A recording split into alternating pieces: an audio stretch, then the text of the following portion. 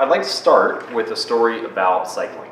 I'm not a cyclist myself, but the story that I came across provides a really interesting lens for thinking about human performance, not only in sports, but also in work and other areas of our lives. So, to set the scene, I'll tell you about the British cycling team. They weren't very good for about 100 years. They were really mediocre, middle-of-the-road performance.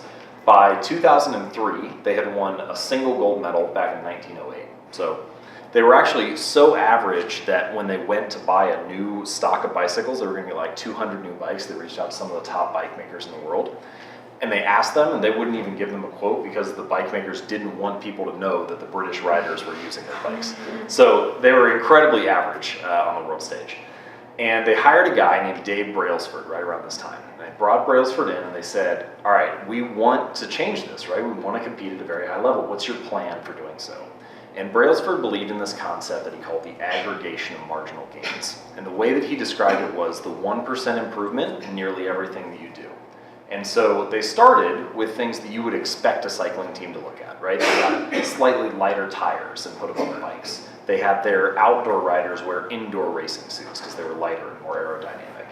They had each rider wear a biofeedback sensor so they could see how each person responded to training and adjust things appropriately. They built more ergonomic seats for the bike, right? All types of stuff that you would expect a cycling team to do. But then they did a bunch of things you wouldn't expect a cycling team to do. So they taught each rider how to wash their hands to reduce the risk of infections. They wouldn't get cold and lose, training days. They split tested different types of massage gels to see which one led to the best form of recovery for the rider's legs. They had each rider figure out what type of pillow led to the best night's sleep for them, and then they brought it on the road to hotels when they were doing races. And Brailsford thought, if we can actually execute on this idea, right, if we can collect all these little 1% improvements, then I think that we could end up winning a Tour de France in 5 years. He was wrong. They won the Tour de France in 3 years, and then they repeated again the 4th year. Then after a year break, they won again, so in 2016. So they've won 3 of the last 4 Tour de France's. And they, at the Olympics in 2008 in Beijing, they won 70% of the gold medals available. At the Olympics in London in 2012, again, they won 70% of the gold medals available. And then just in 2016 in Rio, they won 60%.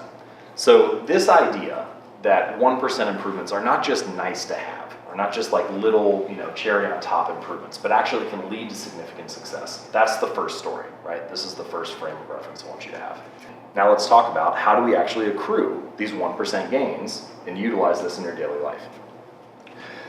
There are many ways to make 1% improvements. We don't have a lot of time today, so I'm just going to give you one practical strategy. And that strategy is to build a feedback loop.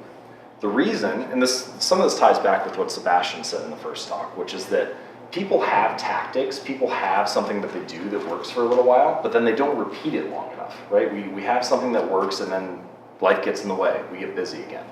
So anybody can make 1% gains every now and then, but the problem is they're often followed by a 1% decline, and then you just kind of sit on this plateau where you stay at the same place before. In order to actually build enough 1% gains to capture those winner-take-all effects, you need to accrue time and time again.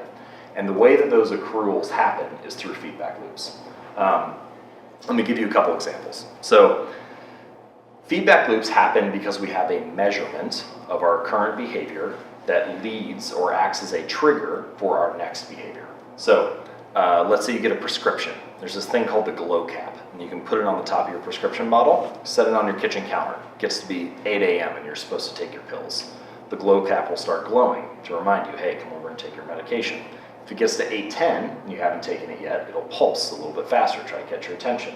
If you get to 8:15 you haven't taken it, it sends you a text message. It says, hey, remember to take your pills. Each of those is a form of measurement of your behavior, right? And then once you take it, then you get the measurement acts as a trigger for your next action.